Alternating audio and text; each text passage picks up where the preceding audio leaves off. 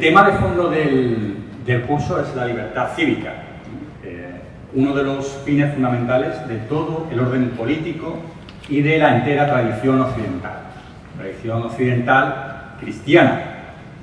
Bien común y libertad son como el principio de legitimación de toda, como digo, toda la tradición occidental que uno de mis maestros, Dalmacio Negro, al que homenajearemos mañana en otro curso de verano, llamaba la tradición de la libertad.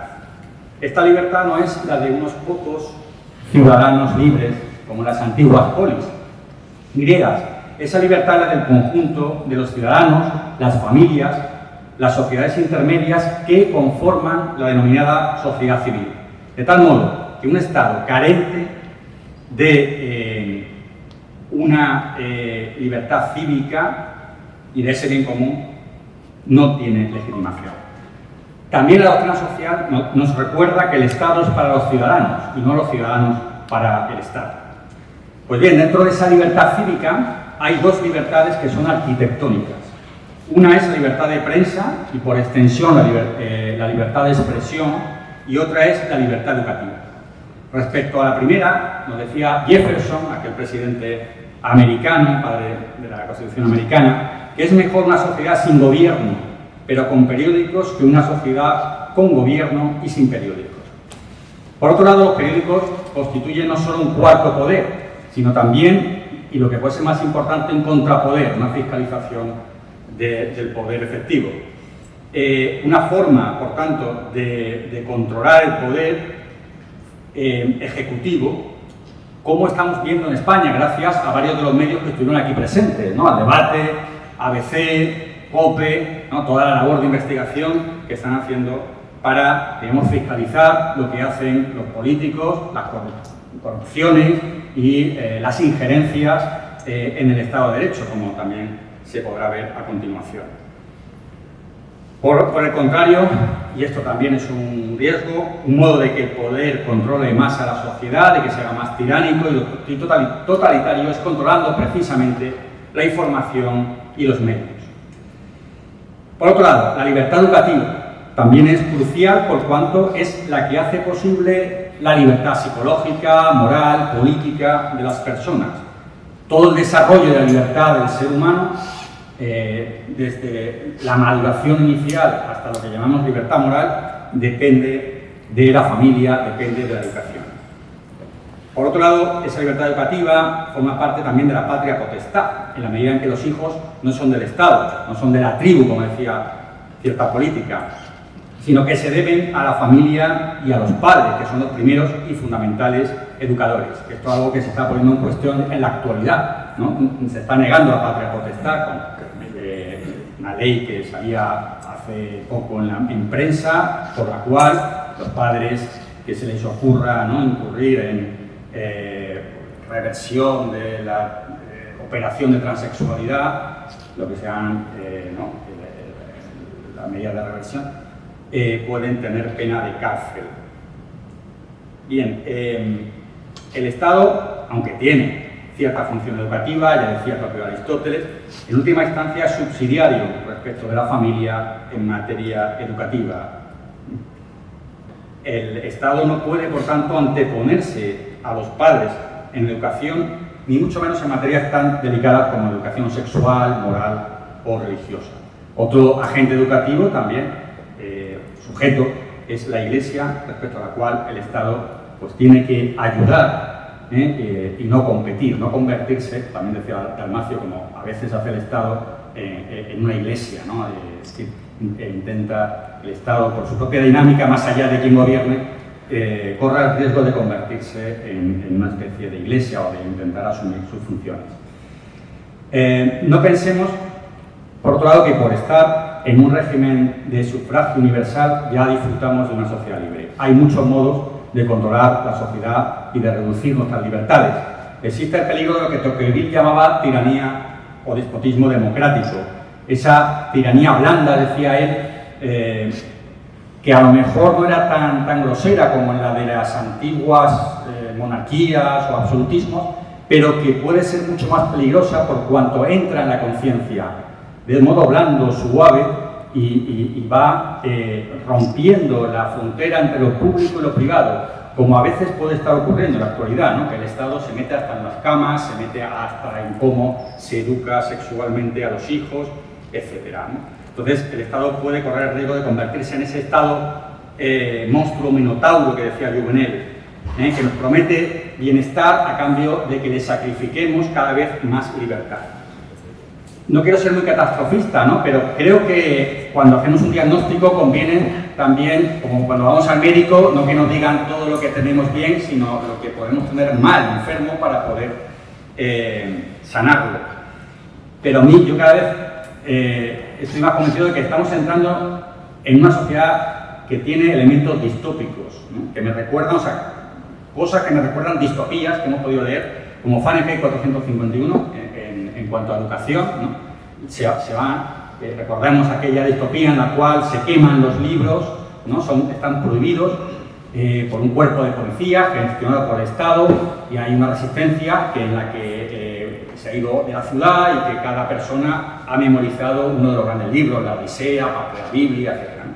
Estamos en esa situación en la cual y la sociedad vive de las pantallas. Esto es muy anticipador por parte de Ray Bradbury, del autor, ¿no? Todo dominado por pantallas, por pinganillos en los oídos. Los ciudadanos estaban totalmente ya fuera de su tradición cultural, ¿no?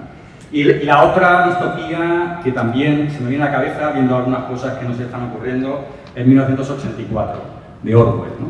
Un Estado, ¿no?, dominante, que interviene en todo, un gran hermano, una neolengua, una revisión de la historia, una serie de agentes que van continuamente modificando las noticias, la información que le llega a los ciudadanos. Bueno, evidentemente es una exageración literaria, pero mucho de eso creo que estamos sufriendo. Bueno, en la actualidad, entonces, los estados occidentales corren el riesgo de vulnerar derechos fundamentales como la libertad de expresión en materia educativa, religiosa o de prensa, sacrificándola pues, por la corrección política, la ideología woke, la ideología LGTB, etcétera, ¿no? y diversas formas ideológicas que son religiones del antiguo máximo cultural, ¿no? O de otras religiones también liberales, ¿no? Se ha llegado a casos realmente distópicos, como decía antes, ¿no? Como por ejemplo una mujer, detener a una mujer por estar rezando en silencio y que el policía le pregunte ¿qué estás haciendo?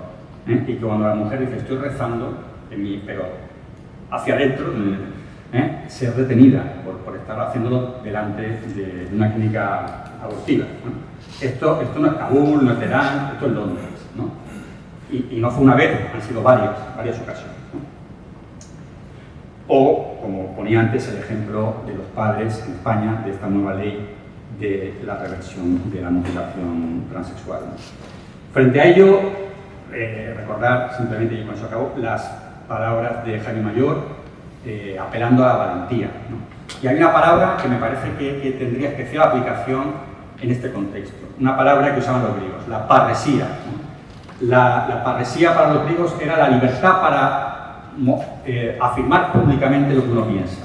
De la parresía dependía en buena medida la libertad de los ciudadanos libres frente a los esclavos, de poder decir públicamente lo que piensas, ¿no? Esta parresía me parece que es una palabra que tenemos olvidada y que la CDP tenemos que poner también como emblema prácticamente, ¿no? Una parresía cívica y una parresía evangélica. Apelo, por tanto, a esa palabra que la llenemos de contenido. Y sin más, vamos a analizar estas cuestiones que he planteado en tres magníficas ponencias. Vamos a comenzar por, en primer grupo, tenemos a Segismundo Álvarez, a mi izquierda, que es licenciado en Derecho, por ICADE, notario desde el año 91, doctor en Derecho por la Universidad de Granada, en 2016, especialista en Derecho Mercantil y en Derecho Civil, en materia de protección de consumidores y discapacidad, entre otros temas, en los cuales tiene numerosas publicaciones, ¿no? Entre artículos tiene centenares, y destacar una monografía que es la sucesión universal de las modificaciones estructurales en Dickinson. También ha publicado numerosos artículos, no solo en materia de su especialidad, sino también en prensa, en El País, ABC, The Objective, etc.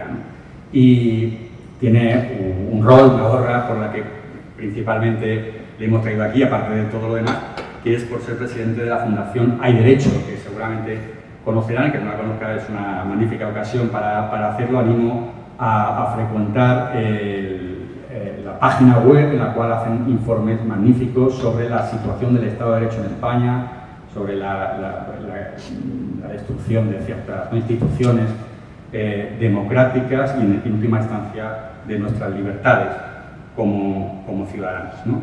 Él lleva también el blog de esa página. Y también quisiera señalar un último aspecto, que es que también es hijo de un querido propagandista, como fue José Luis Álvarez, ¿no? Gran ministro de la transición, con Suárez, Leopoldo Calvo Sotelo, ministro de Transporte y Agricultura, alcalde de Madrid, también notario como él, al que le tengo mucho cariño. Celebramos un homenaje hace unos años, ¿no? Así que, sin más, la palabra Sergio. Muchas gracias. Pues muchísimas gracias, Pablo, por la invitación, lo primero, y a la CDP, por la introducción y especialmente por la referencia a mi padre y por el cariñosísimo... Está puesto más cerca. Más cerca, por el cariñosísimo homenaje que se le rindió en la CDP en Madrid. Bueno, nos queda pendiente el libro, que la verdad es que este verano me pongo en serio. Y bueno, el título son Peligros secretos para la libertad educativa y libertad de expresión. Aquí nos vamos a dividir un poco. Yo voy a hablar sobre todo de libertad de expresión más que de libertad educativa. Y en particular lo quiero enfocar desde el punto de vista, un poco, ya que vengo como presidente de la Fundación Hay Derecho, desde el punto de vista de la función que tiene dentro de la defensa del Estado de Derecho. Naturalmente ya sabemos que dentro del Estado de Derecho una de las características es la existencia de derechos fundamentales y su defensa, pero la libertad de expresión ligada a la libertad de información y por tanto de prensa tiene un papel absolutamente especial, en particular en la defensa del Estado de Derecho. No es un derecho más, sino una piedra angular de la defensa del Estado de Derecho. Y aunque Pablo ya me ha quitado un poco la cuestión, sí me gustaría empezar destacando la importancia. ¿Por qué es tan importante? Stuart Mill, en su libro sobre la libertad, decía que es necesario un mercado de ideas para que prevalezca la verdad. Es decir, que tiene que existir la posibilidad de que la gente ofrezca ideas libremente para que las personas puedan optar por aquellas que son mejores, es decir, por aquellas que representan la verdad. En democracia esto es absolutamente esencial, porque si nosotros los ciudadanos, tenemos que elegir, criticar, valorar políticas que se van a desarrollar, la única manera en que puede existir un debate es que todo el mundo pueda exponer sus ideas y, por tanto, tomar esas decisiones políticas. Esto se ha reconocido así pues, en todos los ordenamientos, en todas las democracias liberales. Quizás Estados Unidos es el país donde la libertad de expresión se ha considerado como más importante. Hay una famosa sentencia en el tribunal que dice que el debate sobre ideas públicas debe ser desinhibido, robusto y totalmente abierto. Esta importancia viene corroborada por estudios empíricos, ¿no? Se ha determinado perfectamente la correlación entre libertad de expresión y de prensa y calidad democrática, y muy especialmente con la rendición de cuentas y menor corrupción. Como decía Pablo, no hay más que ver lo que estamos viendo, es decir, hemos pasado ahora me refiero a ello, de las denuncias de los pseudomedios y del fango y de todas esas cosas, a que resulta que esas cosas que denunciaron los periódicos, pues resulta que eran verdad, ¿no? Y ahora están en los tribunales y con altas probabilidades de terminar en sentencias condenatorias, ¿no? O sea, decía también un juez que dictó unas sentencias muy importantes sobre la libertad de expresión en Estados Unidos, Brandeis, que se dice que el sol es el mejor desinfectante, ¿no? Es decir, la luz sobre los elementos del ejercicio del poder pues es fundamental para evitar el abuso. Y es que efectivamente tenemos un problema con el tema de la democracia, que también lo ha dicho Pablo. Una especie de maldición etimológica. Todo el mundo sabe que democracia quiere decir poder del pueblo y se asocia automáticamente y se mitifican las elecciones. Y las elecciones son, por supuesto, necesarias, pero son solo un elemento. Básicamente, lo característico de las democracias liberales del Estado de Derecho es que el poder tiene controles. Benjamin Constant, un no político realmente, un filósofo francés, tras la Revolución Francesa y poco después ya advertía cómo el gran error en que se había incurrido viendo los enormes problemas y perjuicios que causaba la concentración del poder en una sola persona, creían que quitando esa persona se iba a solucionar los problemas sin darse cuenta que el problema radica en el poder mismo. Y decía Benjamin Constant que el poder, siempre activo, siempre inquieto, trata de derribar los diques que lo contienen y de invadir las parcelas que no le corresponden. Y aquí vamos a hablar de esa invasión en relación con la educación, con la libertad religiosa y con la libertad de expresión. Entonces, realmente lo característico de una democracia liberal es la existencia de contrapoderes, unos contrapoderes institucionales, de poder, los organismos de control, y el contrapoder por excelencia, a mi juicio, con el Poder Judicial, que es la libertad de expresión, la libertad de prensa y la libertad, lógicamente, de información para las personas, que es el reverso de la libertad de expresión. Esto ha sido reconocido por nuestro Tribunal Constitucional, que dice que el derecho de la libertad de expresión y de información están íntimamente ligados a la democracia y son uno de los mejores indicadores de su calidad. Y es la base de una sociedad libre democrática, y todo proceso de deterioro democrático, en contraposición, comienza con la restricción de estos derechos. Con lo cual, como ahora ya voy a empezar directamente con los peligros, pues evidentemente tenemos que estar especialmente atentos a estos ataques. Hasta hace poco, quizás el mayor peligro, y entro ya en los peligros, era el famoso pensamiento único y cultura de la cancelación, ¿no? Esto es parte de un movimiento ideológico que básicamente la idea, parte de una idea de la defensa de determinados grupos vulnerables, y que como consecuencia de esta vulnerabilidad tienen derecho a que nadie les ofenda y por tanto a limitar la expresión, la libertad de expresión de los demás, aunque no tenga una intención ofensiva, simplemente por ese elemento de subjetivo de sentirse ofendidos. En realidad está muy ligado a la filosofía postmoderna, que niega la existencia de la verdad y que considera que la única verdad es la que cada uno siente y por tanto lleva a un subjetivismo extremo y al emotivismo. ¿Qué sucede? Que ese aparente subjetivismo tiene un reverso realmente negativo, que es la limitación de la libertad de los demás, ¿no?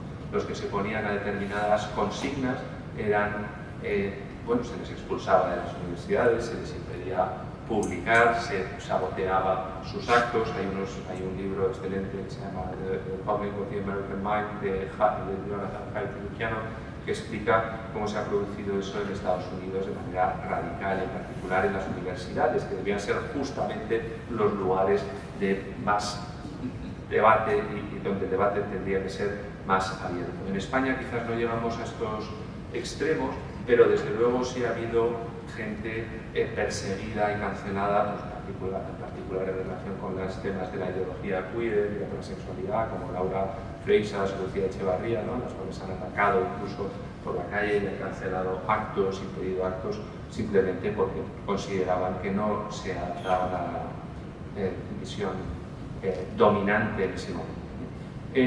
Hoy a mí me preocupan más los límites duros, o sea, ya no esa persecución difusa de las universidades y de la presión social, sino la aplicación de determinadas leyes para limitar la libertad de expresión. Naturalmente, la libertad de expresión, como todas las libertades, tiene sus límites, y hay límites que están reconocidos por el Constitucional, como la protección de la infancia, la protección del honor, y por eso se castigan las injurias, y la seguridad nacional, por ejemplo, a través de la condena del enaltecimiento del terrorismo. Lo que pasa es que hay que ser muy cuidadoso con esos límites y no tratar de expandirlos, porque uno tiende a intentar evitar que la gente diga las cosas que nos molestan. Pero la libertad de expresión resulta que es precisamente eso.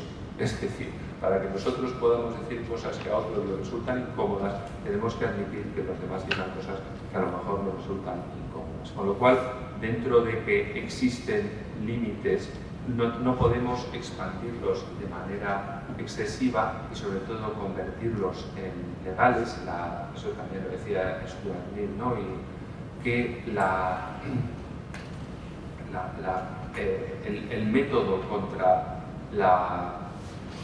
Bueno, voy a hablar ahora en realidad. El tercer límite no es y que esto es más moderno y más grave, no es ya la existencia de otros derechos que pueden ser vulnerados por la libertad de expresión, sino el control de la verdad. Naturalmente es estupendo que la información que se dé sea veraz y no falsa.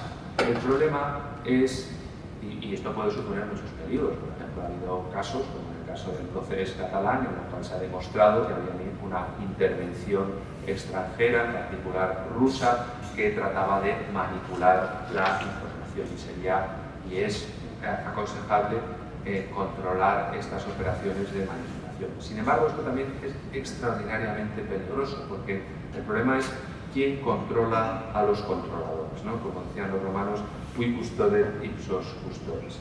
Y volviendo a Orwell, como decía Pablo, ya saben que en el 1984 el organismo encargado de modificar la realidad y manipular toda la información se llamaba Ministerio de la Verdad. Entonces, y esto es un poco a lo que vamos. Y este peligro es real. Hay una orden del año 2020 que se llama de procedimiento de actuación contra la desinformación, aprobado por el Consejo de Seguridad Nacional.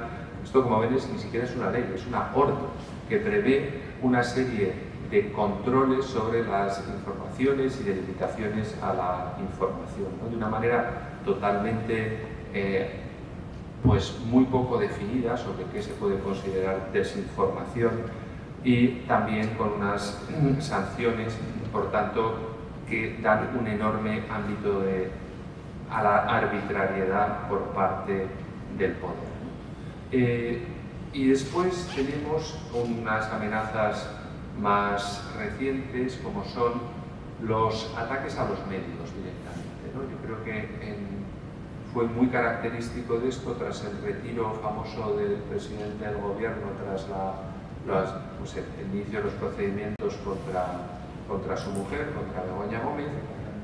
A la vuelta primero hizo unas manifestaciones y después dio una entrevista al día siguiente, y básicamente las dos ideas fundamentales era la idea de que los jueces estaban manipulados por la derecha y que había que distinguir entre medios y pseudomedios. Naturalmente, el tema aquí es quién determina cuáles son los medios y cuáles son los pseudomedios, y quién es la máquina del fango y quién no. Como decía, esto parece que ha sido claramente desvirtuado por las situaciones que se han producido posteriormente, ¿no? Y que han demostrado que esos supuestos pseudomedios, pues realmente lo que tenían era información que otras personas no se atrevían a publicar.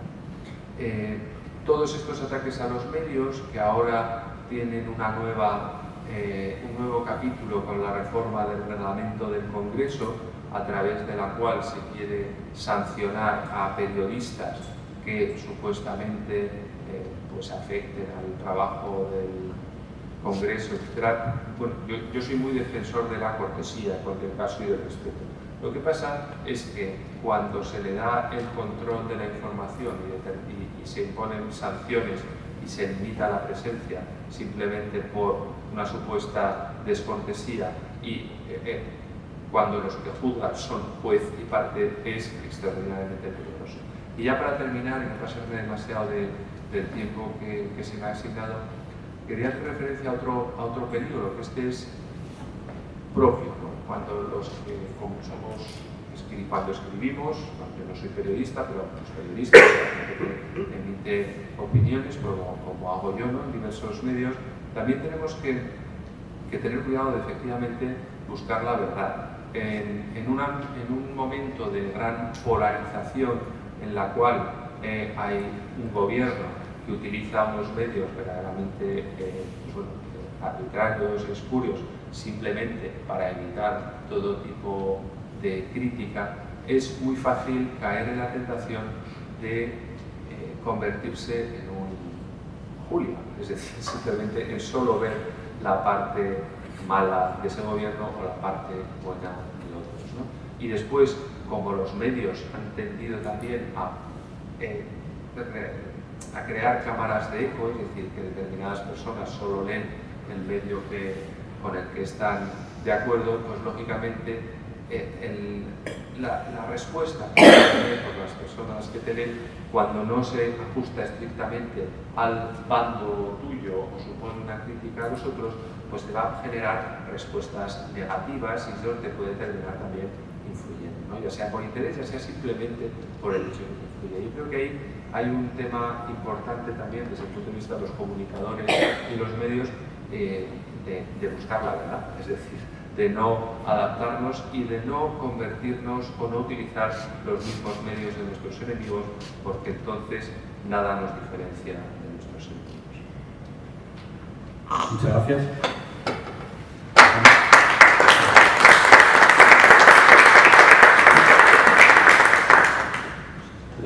La siguiente ponencia es de José María Gallardo, es director de Ayuda a la Iglesia Necesitada en España.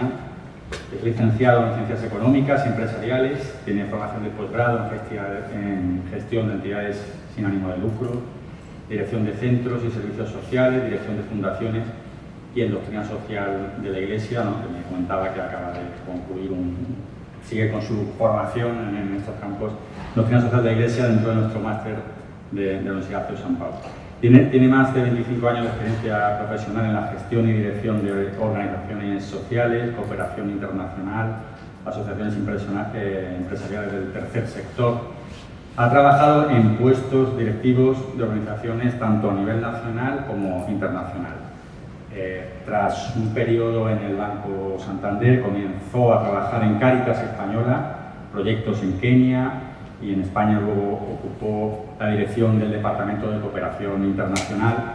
Posteriormente se traslada a Roma para incorporarse a Cáritas Internationalis como responsable mundial del Departamento de Cooperación Internacional.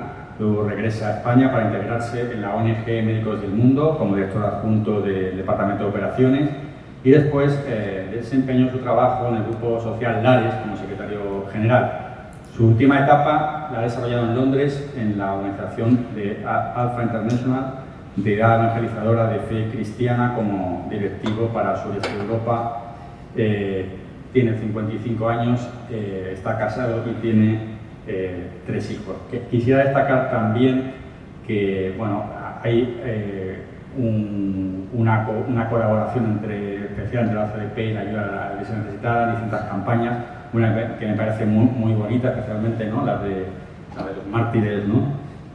Ahora sí, la Red Week, sí, que por la cual seguramente visteis que se tiñó de rojo los principales edificios religiosos civiles, bueno, se tiñó con luces, ¿no? Haciendo vandalismo, pero fue una imagen preciosa recuperando, pues, conmemorando a los mártires cristianos por todo el mundo.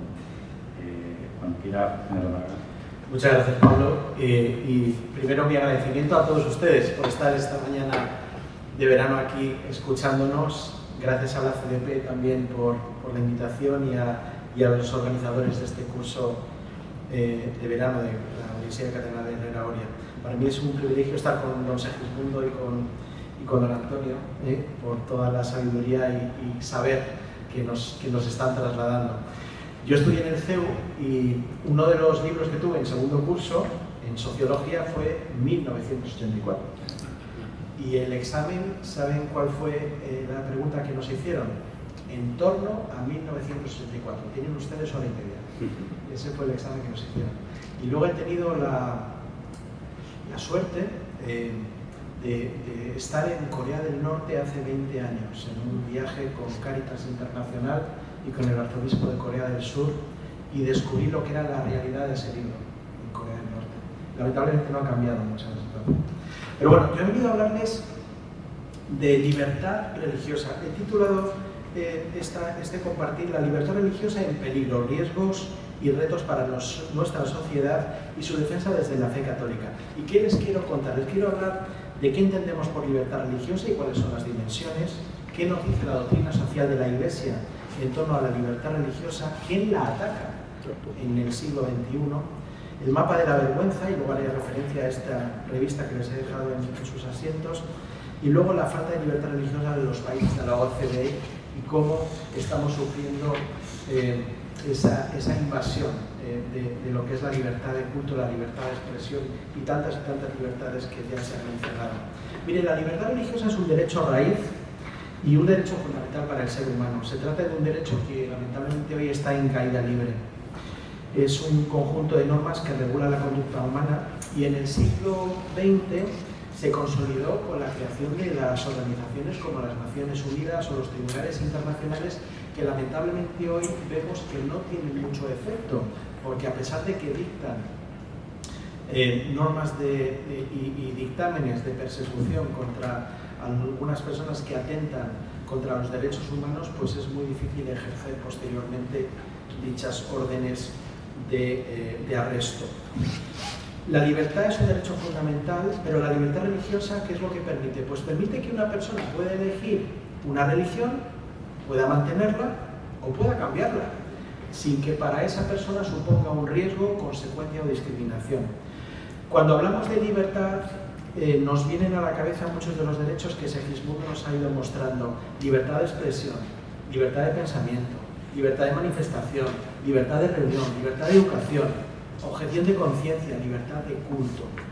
Pero las tres dimensiones que tiene la libertad religiosa son la libertad de pensamiento, conciencia y religión, que son tres derechos diferentes. No son tres derechos diferentes, sino tres dimensiones. En el artículo 18 de la Declaración de Derechos Humanos ya se estableció este derecho a la libertad. Leo textualmente: toda persona tiene derecho a la libertad de pensamiento, conciencia y religión, y este derecho incluye la libertad de cambiar de religión o de creencia, así como la libertad de manifestar su religión o su creencia individual o colectivamente, tanto en público como en privado, por la enseñanza, la práctica del culto y la observancia. El Parlamento Europeo en 2019 aprobó la figura del enviado especial de la Unión Europea para la libertad de credo y la libertad religiosa, que fue ampliamente celebrado por nuestra Fundación Ayuda a la Iglesia Necesitada. Y el artículo 16 de la Constitución Española también nos habla de que se garantiza la libertad ideológica, religiosa y de culto de los individuos y las comunidades sin más limitaciones o manifestaciones que la necesaria para el mantenimiento del orden público protegido por la ley. Y nadie podrá ser obligado a declarar sobre su ideología, religión o creencias. ¿Pero qué nos dice la doctrina social de la Iglesia acerca de la libertad religiosa?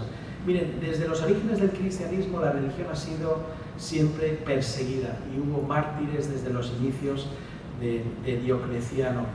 Pero el Imperio Romano, tras la caída del Imperio Romano, la Iglesia jugó un papel fundamental en la preservación de la civilización y la difusión del cristianismo. Luego llegó la Reforma y la Contrarreforma en el 1700 con Lutero, y ahí se desafió esa hegemonía de la Iglesia Católica, llegando incluso a la división de la Iglesia Occidental. En la Edad Moderna ya tuvimos la Ilustración, el liberalismo, el socialismo, y en ese momento también la Iglesia desempeñó un papel fundamental en la defensa de los derechos humanos y de la libertad religiosa. Ya cuando llega Pablo VI en el Concilio Vaticano II, en la Declaración Dignitatis Humanitae nos dice que el derecho a la libertad religiosa está realmente fundado en la dignidad de la persona humana tal y como se la conoce por la palabra revelada de Dios y por la misma razón natural. En esta declaración Dignitatis Humanitae de Pablo VI nos dice que los hombres de aquel tiempo desean poder profesar libremente la religión en privado y en público, que no faltan regímenes en los que, si bien su constitución reconoce la libertad de culto religioso, sin embargo las mismas autoridades públicas se empeñan en apartar a los ciudadanos de profesar la religión. Y ruega a todos los hombres que consideren con toda atención cuán necesaria es la libertad religiosa. Se requiere que en todas partes del mundo la libertad religiosa sea protegida por su eficaz tutela jurídica. Fíjense, desde el Concilio Vaticano II en el 65 parece que estamos leyendo la actualidad de hoy día. Y San Juan Pablo II, en 1980, dirigió un mensaje a los firmantes del acta de la Conferencia sobre Seguridad y Cooperación de Europa, en el acta de Helsinki, lo que es ahora la OSCE, y él nos decía: en la expresión y en la práctica de la libertad religiosa se observa, en efecto, la presencia de aspectos individuales y comunitarios, privados y públicos, estrechamente ligados entre sí. Posteriormente, el mismo San Juan Pablo II, en la encíclica Centesimus Annus, nos habla de que el respeto a la libertad religiosa y a la libertad de conciencia es un aspecto esencial de la dignidad humana y constituye una condición indispensable para el ejercicio de los derechos humanos. Ya en el 2004, más recientemente, el Compendio de Doctrina Social de la Iglesia nos habla de que la libertad religiosa fomenta una sociedad pluralista y democrática, donde el respeto mutuo y la justicia son la base de las relaciones entre las distintas confesiones religiosas. Segismundo nos decía hace un ratito algo parecido a lo que voy a decir ahora: cuando el Estado y la sociedad no garantizan la libertad religiosa, se crean las condiciones de resentimiento, discriminación y conflicto. Y cuando se protege la libertad religiosa, se fortalece la convivencia pacífica, el diálogo, la cooperación entre las personas de diferentes creencias. Posteriormente, el Papa Benedicto XVI, en Caritas in Veritate, nos dice también que la libertad religiosa es un derecho fundamental que debe ser garantizado por las leyes civiles y no ser reducido a una mera tolerancia. Y también el Papa Benedicto, en la Jornada Mundial de la Paz en el 2011, nos dice que la libertad religiosa no es patrimonio exclusivo de los creyentes, sino de toda la familia de los pueblos de la tierra. Es un elemento imprescindible de un Estado de Derecho que no se puede ni dañar y que debe respetar las libertades y derechos fundamentales, pues es su síntesis y su cumbre. Y por último, el Papa Francisco, más recientemente, en un discurso que hizo a los cuerpos diplomáticos acreditados en la Santa Sede en el 2023, dijo: la paz también exige que se reconozca universalmente la libertad religiosa. No puede haber paz sin libertad religiosa. El Papa no ha cesado en todo su pontificado, el Papa Francisco, de hablar de las persecuciones que ha habido en todo el mundo y de que en el siglo XXI ha habido más mártires que en muchos de los siglos anteriores. Por eso es tan necesario defender este derecho fundamental como es la libertad religiosa, y donde su pérdida o falta al final es un termómetro de que en el país hay falta de libertades o falta de derechos humanos. Pero ¿quién ataca la libertad religiosa? ¿Quién ataca esta pérdida de derechos? Bueno, igual que en un tejado las tejas pueden ir volando por un tornado o un huracán, en muchos países se va perdiendo sistemáticamente, poco a poco. Y los motivos de esta erosión son manifiestos, pues pueden producirse por la fricción entre la introducción de nuevas leyes y regulaciones que, habiendo identificado la religión como parte del problema, fuerzan gradualmente a las identidades religiosas a salir de la esfera pública. Nosotros en Ayuda a la Iglesia Necesitada hemos identificado a nivel internacional 3 grandes grupos quienes atacan la libertad religiosa. En primer lugar, los estados nacionalistas étnico-religiosos, más de 1.500 millones de personas. Un ejemplo es la India, Sri Lanka, Myanmar. Miren, en la India, por ejemplo, hay 12 estados donde hay leyes anticonversión y donde un cristiano que quiera acceder a un puesto público no puede, donde se defiende imperiosamente el hinduismo como única religión, y estas leyes están limitando a través de la falta de libertad religiosa el acceso a las libertades y a los derechos humanos a los cristianos. El segundo grupo son los extremismos islamistas. Más de 21 países, Nigeria, Burkina, Pakistán, son ejemplos. 1.100 millones de personas, donde están además cerrando todo el cinturón africano y donde están imponiendo la Sharia, que es esa lucha por la imposición islámica fundamentalista. Y el tercer grupo son los gobiernos autoritarios.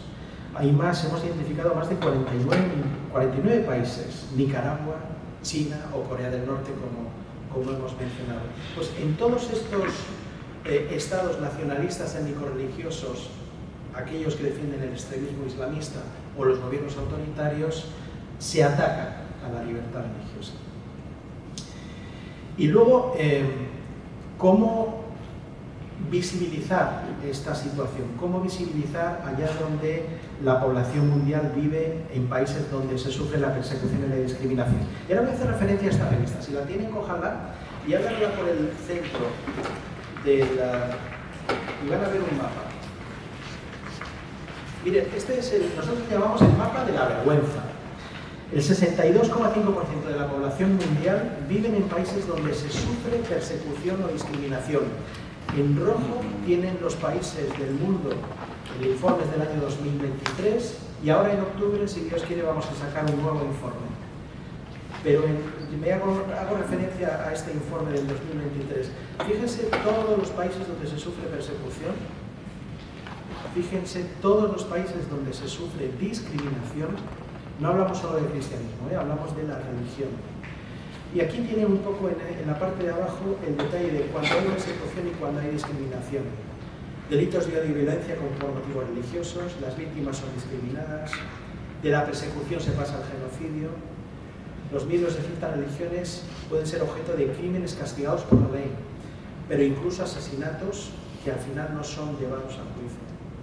Y en la discriminación, las leyes marginan a un determinado grupo, limitan la libertad de expresión, limitan el acceso laboral a cargos públicos, como les mencionaba en la India, o incluso la imposibilidad de llevar símbolos religiosos. Mi cuñado es piloto en Abu Dhabi y le han prohibido llevar la cruz visible cuando está volando, por ejemplo, ¿no? Es decir, y bueno, ya no les digo nada de países como Corea del Norte o China, donde hay una monitorización con cámaras de las personas que asisten a misa el domingo y después sufren persecución y sufren discriminación. O las personas que han salido de Corea del Norte y que han podido contar la tragedia. En la prensa el fin de semana me parece que había un artículo de una señora. En definitiva, este mapa nos muestra donde que en 28 países, un 14% de los países analizados, 196 hay persecución, en 33 hay discriminación, y que la libertad religiosa es violada en 1 de cada 3 países del mundo, en 61 de los 196 países que fueron analizados.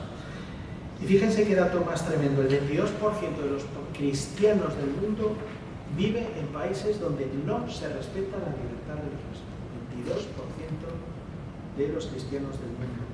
Y hay 573 millones de cristianos que viven en países donde se viola la libertad religiosa. No hablamos de que estén perseguidos o discriminados, sino que se viola la libertad religiosa. Pero bueno, si hablamos de los países occidentales, si hablamos de la OCDE, no es comparable, indudablemente, a países como los que hemos hablado de África, Asia o América Latina. Pero aquí en Occidente, ¿creen ustedes que la libertad religiosa está garantizada en el sistema legislativo, judicial, en nuestra Constitución? Por supuesto que no lo podemos comparar ni con la India, ni con Nicaragua o con Nigeria. Pero nosotros hemos identificado, y se ha mencionado aquí, que hay luces de alarma. En los 2 años anteriores a la publicación del informe de libertad religiosa, hemos observado una persecución que hemos llamado educada en todos los ámbitos, una cultura de la cancelación que ya nos ha mencionado Segismundo, un discurso obligado, en donde se fuerza a asumir la ideología de la mentalidad dominante en la actualidad. Ya en el 2022, el Papa Francisco, ante el cuerpo diplomático acreditado ante la Santa Sede, expresó en relación a la ideología woke que se trata de una forma de colonización ideológica que no deja espacio a la libertad de expresión y que hoy asume cada vez más la forma de esa cultura de la cancelación que invade muchos ámbitos e instituciones públicas. En nombre de la protección de las diversidades, se termina por borrar el sentido de cada identidad, con el riesgo de acallar a los que defienden una idea respetuosa y equilibrada por las diferentes sensibilidades. Entonces, ¿podemos considerar la falta de libertad religiosa la imposición de un discurso obligado? ¿Es comparable con otros países en África o en Asia? La verdad es que responder a estas cuestiones podríamos tener varias ponencias al respecto, pero no se puede comparar esa falta de libertad con lo que está sucediendo en Nigeria, donde la mitad del país es perseguida, sobre todo en el norte, y donde ha habido una dispersión, desplazamientos internos hacia el sur, o Burkina Faso, donde hay más de 2,5 millones de desplazados por motivo de la persecución, o Nicaragua, donde saben ustedes cuál es la realidad actual. No se puede comparar con lo que vivimos en los países de la OCDE, pero si comparamos la realidad de esta persecución velada con otros países como en América Latina, Chile, por ejemplo, es un país donde se enfrenta a grandes desafíos en la zona de la Araucaria. Allí ha habido eventos muy violentos en el contexto del conflicto mapuche, donde se han quemado iglesias, se han quemado imágenes y ha habido grandes ataques incendiarios. Una señora chilena, leí un artículo que dijo: nos podían quemar todas las capillas, pero nunca nos apagarán la fe. Y en este sentido, el fervor popular y la persecución no apagan la fe, como tampoco apagan la fe los terribles asesinatos que cada año se producen en África, y donde los obispos nos dicen, en Nigeria, por ejemplo, cada vez que hay persecución o a mayor persecución, mayores vocaciones y mayor presencia de la Iglesia. Por tanto, no sería justo decir que en España hay persecución o discriminación religiosa, aunque sí se han producido luces de alarma. Y les voy a dar 3 ejemplos de luces de alarma en España.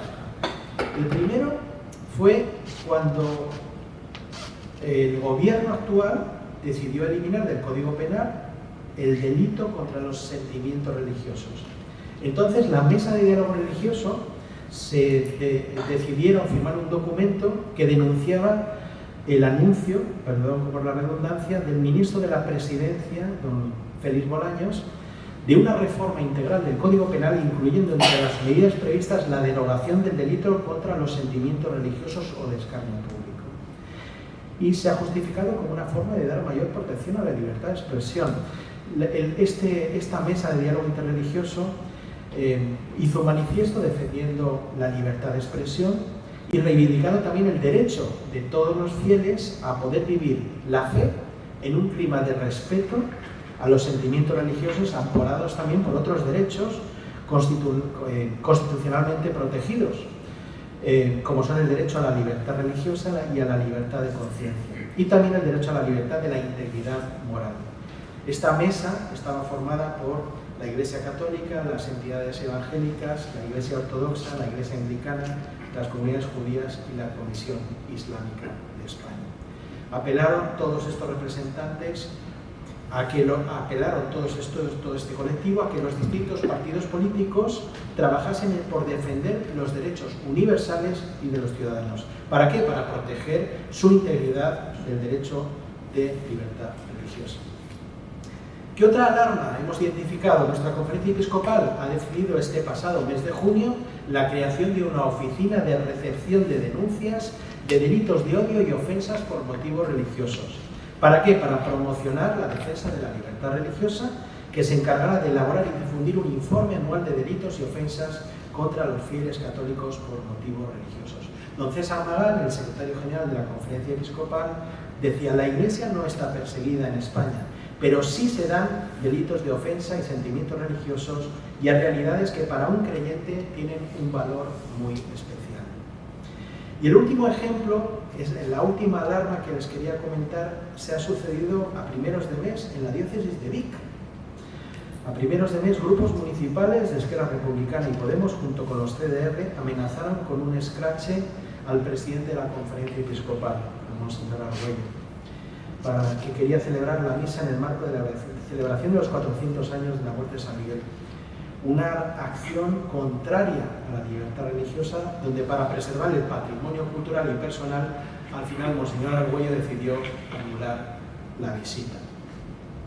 En resumen, no es comparable el nivel de persecución y discriminación religiosa que se sufren en otros países, o como hemos visto en el mapa de la libertad religiosa, en los colores rojo y amarillo, pero debemos luchar por defender estos valores a través de la educación y la política, para que la defensa de la libertad religiosa y el artículo 18 de la Declaración de Derechos Humanos sean realmente una realidad que perdure en el tiempo. Para cerrar esta presentación me gustaría también resaltar que el Papa León XIV, en su discurso del pasado mes de junio, en el marco del Jubileo de los Gobernantes, con parlamentarios de diversas nacionalidades, hizo también una reflexión en torno a la libertad religiosa. Aseguró que la vida política puede contribuir mucho fomentando las condiciones para que haya una auténtica libertad religiosa y se desarrolle un encuentro respetuoso y constructivo entre las diferentes comunidades religiosas. Ahora solo faltaría que nuestros gobernantes quieran que este derecho a la libertad religiosa sea respetado y puesto en valor. Aprovecho también la oportunidad para invitarles al acto por la libertad religiosa que vamos a celebrar en Madrid, en la Fundación Pablo VI, donde presentaremos el nuevo informe de libertad religiosa 2025 el próximo mes de octubre, el día 24. Muchísimas gracias.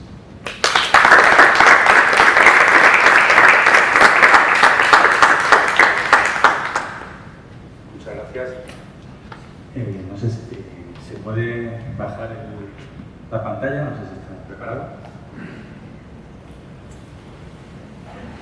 Bueno, mientras voy a ir presentando al siguiente ponente, José Antonio Ibáñez Martín, catedrático de Filosofía de la Educación en la Universidad Complutense de Madrid y en la UNIR, de la que ha sido vicerrector. Es uno de los principales filósofos de la educación del ámbito español, principalmente desde su propuesta fuertemente imbuida de humanismo. A lo largo de su carrera académica promovió la introducción de varias materias en planes de estudio, como ética de la educación, política de la educación, o también introduciendo nuevos temas de investigación, como los riesgos del adoctrinamiento y de la manipulación en la acción educativa, la necesidad de una formación humanística. Por otro lado, ha dirigido más de una docena de tesis, tiene diversos premios, reconocimientos como la Gran Cruz de Alfonso X el Sabio, Premio Nacional de Literatura para Ensayo, Premio Méndez Pelayo del CSIC, Premio Marqués de la Vega de Armijo de la Real Academia de Ciencias Morales y Políticas. También es director de la Revista Española de Pedagogía.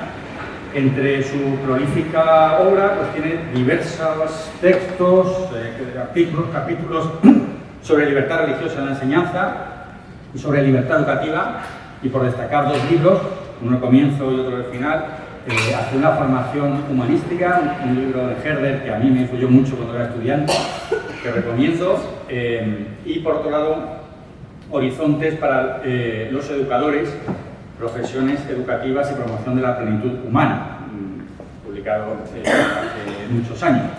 Y antes de darle la palabra, me gustaría destacar también, como en el caso de Segismundo, que es hijo de un gran y también querido propagandista, como fue don José Ibáñez Martín, ministro de Educación Nacional, fundador, entre otras muchas cosas, del CSIC, ¿no?, del Consejo Superior de Investigaciones Científicas, junto con otro que entonces era propagandista, después fue un célebre sacerdote de Opus Dei, José María Alvareda. Sin más, bueno, quiera, José Antonio. Muchas gracias, Pablo, por estas palabras. Muchas gracias por la invitación, a la que evidentemente no he podido retardarla, tanto por la persona que lo hacía, como la institución, como el lugar. Hay que tener en cuenta que Málaga es una ciudad preciosa y es un sitio muy bueno para venir. Pero por otra parte, pues en Málaga fue obispo durante muchos años, una persona que igualmente fue muy amiga de mi padre y que tienen ustedes perfectamente pues en el programa, pues espero ser aquí la imagen que tenemos de don Ángel de la Oria, y que ayer, pues por la tarde, pues estuvimos viendo una cosa que había hecho, ¿no? Por todo ello, pues no podía menos que hablar algunas cosas sobre los peligros de la libertad de educación. Y he traído muchos papeles porque los filósofos tenemos el peligro de dedicarnos a hablar de Platón y olvidarnos un tanto de las circunstancias que están pasando en la vida. Y por ello pues he traído muchos recortes de los periódicos actuales pues, para que podamos saber cosas que verdaderamente existen, cosas que son verdaderamente peligrosas. Por de pronto, pues, como ven ustedes, el título va a ser peligro pues, para las libertades religiosas, pero para las libertades educativas. Pero este peligro pues, tiene 3 puntos importantes, que es la implantación social de la educación para todos, la evolución de la presencia en la escuela y en la sociedad y sus problemas, y tercero. Bueno, en primer lugar, yo creo que es bueno recordar el elitismo de la escuela hasta el siglo XIX. Es decir, si acudimos a los chinos, por ejemplo, pues ¿quiénes eran educados un poquito? Los que iban a trabajar con el gobierno. Los demás que eran los duros. ¿Qué es lo que ocurre en Europa? Pues, como es sabido, está la famosa escuela de Carlomagno, ¿verdad? Pero posteriormente, pues, la escuela es una institución a la cual fundamentalmente acuden los que quieren ser sacerdotes o los que quieren ser abogados. Pero no es un tema especialmente extendido en medio de la sociedad. Por ello las cosas cambian a partir del siglo XIX. Es decir, la Ilustración pasa a mantener que la felicidad está en el saber y el deseo de ponderar la religión, el deseo de ponderar la razón. Y eso se hace efectivamente en contra de la religión, pues la religión había sido la que había dominado muchas de las instituciones educativas y contra eso pues se trata de poner a la diosa razón en medio de nuestro drama, es decir, dejar claro que la auténtica diosa es la diosa de la razón. Eso se da a la vez que el crecimiento de la nacionalidad.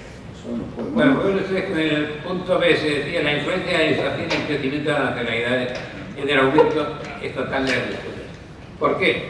Pues porque efectivamente contra el cierto monopolio de la educación religiosa surge el deseo de que haya efectivamente una escuela por parte del Estado.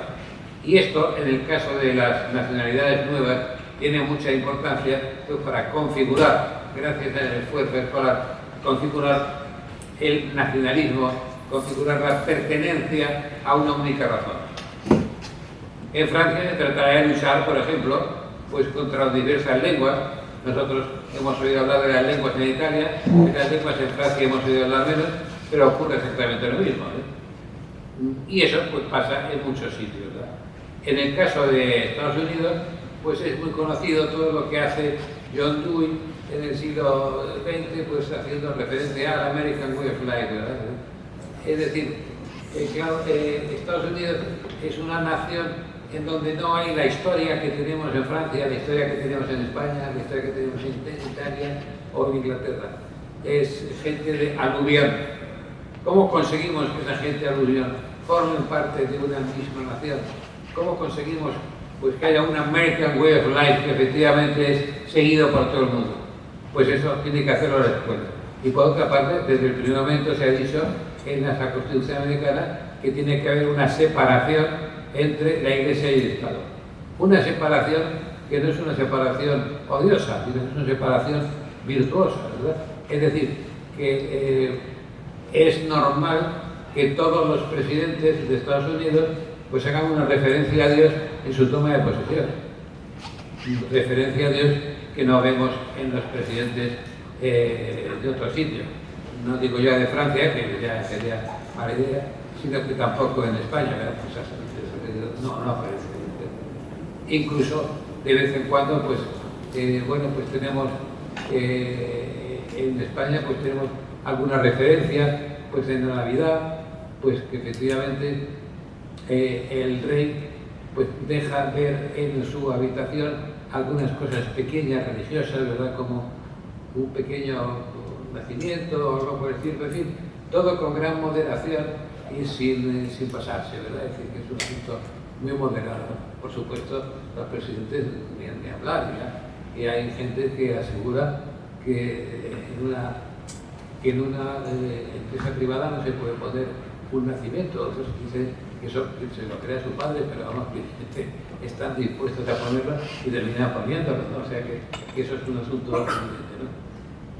Bueno, pero estamos diciendo que hay una diversa fuerza y característica del monopolio estatal de la escuela en los principios del siglo XX. Es decir, que esas ideas de finales del XIX y de principios del XX, de la escuela pública que va a ser en Estados Unidos la que más proporcional el American Way of Life, la gente que viene del sitio más variado, pues eso llega un momento en que viene a ser interrumpido gracias a unas monjitas que llevan el asunto al Tribunal Supremo. Y dice, oiga, no, mire usted, a mí me parece muy bien lo que usted dice, ¿verdad? Pero eso no puede impedir el que haya una libertad de educación. Y por tanto, pues tiene que haber una libertad de educación para las religiosas, pues para que podamos juntarnos nosotros. Que no vamos a tener permisos económicos totales, pacientes, lo vamos a tener. Pero por de pronto que quede claro que yo sí que puedo montar una escuela parroquial y efectivamente, pues a partir de 1923, pues empiezan a surgir escuelas parroquiales en Estados Unidos y posteriormente pues escuelas de otro tipo, ¿no? En el caso, sin embargo, de estas nacionalidades, pues hay nacionalidades que lo ven de manera distinta. Por ejemplo, el caso de Francia, pues lo ve desde un punto de vista en donde la escuela pública tiene una gran importancia, no hay ninguna duda, ¿no? Y además está presidida por la idea de la secularidad en un concepto distinto y mucho más restringido que lo que decía Benito XVI sobre la secularidad, que tiene mucha razón, ¿verdad? Que una forma de ver las relaciones entre los estados y la religión, ¿verdad? Pero ellos dicen, no, lo que se trata es de que la religión esté escondida, es otra cosa distinta. Hasta el punto de que, como he sabido, las catedrales en Francia son propiedad del Estado. Es decir, eso ha tenido una gran ventaja, que cuando se ha quemado Notre Dame, así que parece que ha tenido la recuperación de Notre Dame, ¿no? Pero en fin, obviamente hay que reconocer que es un asunto un poco raro, como es. Ahora bien, en estos años del principio del siglo XX, ¿verdad? Y no tan principio, pues se consolida el monopolio ideológico en la USA. Es decir, que el monopolio ha tendido a ser, en el caso de Estados Unidos, pues el American Way of Life, ¿verdad? Tú obligabas a los chicos a todos los días, pues, jurar la Constitución, levantar la bandera y cosas por el estilo. Pero eso, la traducción que tiene en Rusia, yo estuve cuando en algún congreso mundial de filosofía, ¿verdad? Cuando no había caído el telón de acero, por supuesto, pues tú ibas por las calles de Bulgaria y te encontrabas que había numerosos monumentos a la lucha contra el régimen que había antes, y ahí había pues, una persona que había hecho grandes luchas y un niño y una niña que tendrían 12 años más o menos, pues con su banderita dispuesto a defender este asunto. Es decir, desde el primer momento, pues la escuela en la URSS, pues es una escuela ideologizada. No es defender una unidad. Ahora con Putin estamos viendo que esa defensa del territorio sigue siendo absolutamente clara. La locura de Putin de hacerse con Ucrania, pues es como si nosotros pretendiéramos hacernos con Cuba. Y dice, pues es que Cuba la descubrimos nosotros y estuvimos ahí 300 años y ahora vienen estos cubanos. No, hay que hacerse con Cuba. Me parece que perdimos Cuba hace 100 años, vamos a tener revistas padres. Pues con Ucrania pasa lo mismo. Bueno, el caso es que a la hora de la verdad, pues efectivamente lo que hace la URSS sobre todo es una imposición ideológica. Yo me acuerdo que estuve en un congreso mundial de filosofía y unos catalanes, gente organizada, pues organizaron una comida de todos los que hablábamos español.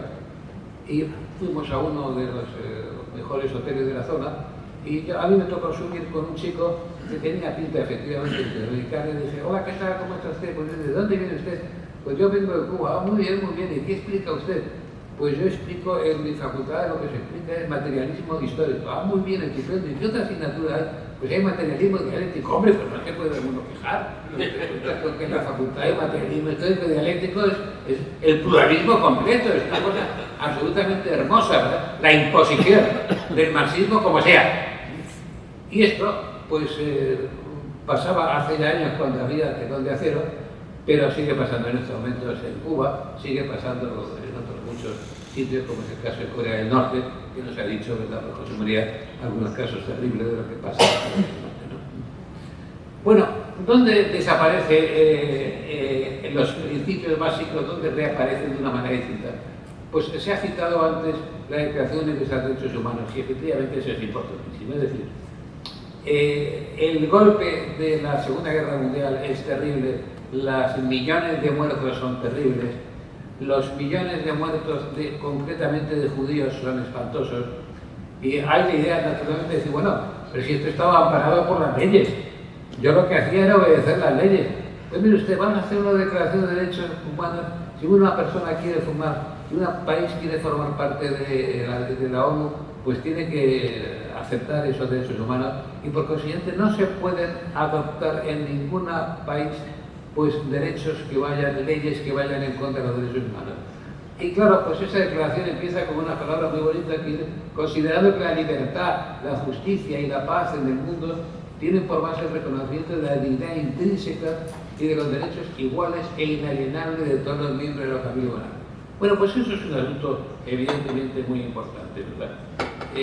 Bueno, naturalmente, como es sabido, pues si nosotros tenemos el número 27, el sitio fundamental donde se habla sobre la libertad de educación, pues en el caso de la Declaración Universal de Derechos Humanos, el punto importante pues es el punto 26, ¿verdad? El punto 26, que todos ustedes pues saben perfectamente, pues hay muchas cosas. Pero el tema importante es que toda persona tiene derecho a la educación. La educación debe ser gratuita, al menos en lo concerniente a la instrucción elemental y fundamental. La instrucción elemental será obligatoria. La instrucción técnica y profesional habrá de ser criminalizada. El acceso a los estudios superiores será igual para todos en función de los méritos respectivos. Aquí hay algunas cosas que son muy importantes. En primer lugar, la historia de los méritos tiene importancia. Los méritos se hacen referencia solamente a los estudios superiores, pero se habla del mérito. Cosa que, como saben ustedes, en la Constitución española está hablando, se habla también del mérito y la capacidad, cosa que ha tendido a olvidarse con mucha frecuencia, ¿verdad? Por una parte se habla del mérito, por otra parte se habla del derecho que tiene toda persona a la educación. Pero ese derecho, para que efectivamente sea un derecho capaz de ser usado por todo el mundo, por lo que se dice es que la educación debe ser gratuita, al menos en lo concerniente a la instrucción elemental y fundamental. Es decir, hay una parte de la educación, parte básica de la educación, que tiene que ser gratuita. Pero esto quiere decir una cosa muy importante, que es que tiene que haber una función del Estado en el tema de la educación. Yo acabo de recibir ahora mismo, ayer por la tarde recibí un email de un grupo de presión americano en donde mantiene la tesis de que el Estado bajo ningún concepto debe tener ninguna relación con la educación, porque la educación esencialmente hace referencia al amar, y el Estado no está para amar, sino está para otras cosas distintas. Bueno, no voy a decir yo que tengan mucha razón en todo lo que dicen, pero lo que sí que está claro es que aquí se dice una obligación del Estado, que es una cosa interesante. Pero claro, es interesante saber pues cómo los padres tendrán derecho preferente a escoger el tipo de educación que van a dar a los hijos. Es decir, estamos hablando de una libertad de enseñanza, al menos en lo que se refiere pues a un tipo preferente que hacen los padres en relación con sus hijos. O sea, se está hablando de la posibilidad de una educación privada. Posteriormente se concreta, pues más tarde, pues que esta educación viene a tener un apoyo, debe tener un apoyo del Estado. No todo el mundo está de acuerdo en eso, no hay ninguna duda. Ni siquiera en España.